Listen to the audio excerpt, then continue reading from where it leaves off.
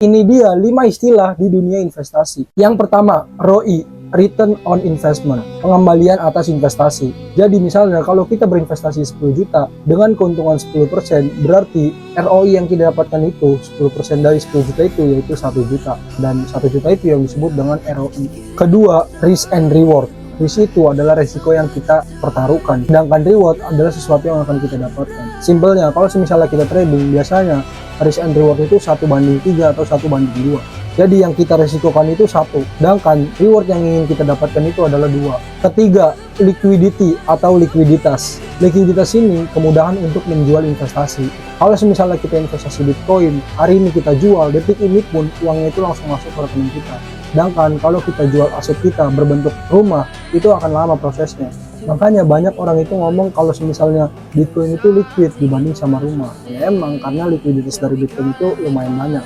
Sedangkan kalau kita ngejual rumah itu nunggu dulu, belum tentu ada yang beli. Sedangkan kalau Bitcoin itu demandnya itu banyak, jadi setiap kita jual itu udah pasti ada yang beli. Keempat, diversifikasi. Diversifikasi ini biasa dilakukan oleh investor-investor yang sudah besar, kayak venture capital, hedge fund manager. Biasanya untuk dia berinvestasi itu, dia nggak hanya fokus ke satu aset doang. Istilah diversifikasi itu pengalokasian portofolio kita. Yang terakhir, CAGR, Compound Annual Growth Return, tingkat pertumbuhan nilai tahunan. Misalnya modal kita itu 100 juta, CAGR kita itu 20%. Orang-orang ini banyak keliru, dikira dia dari 100 juta itu 20%-nya kan 20 juta. Yang orang-orang tahu ini 20% itu selamanya itu cuma 20 juta. Jadi setiap tahun pertama, tahun kedua, tahun ketiga itu 20 juta, 20 juta, 20 juta. Nah itu tuh keliru. Kalau misalnya kita ngitung pakai compounding kalkulator, dari 100 juta, 20% itu 20 juta. Tahun pertama yang didapatkan itu 120 juta.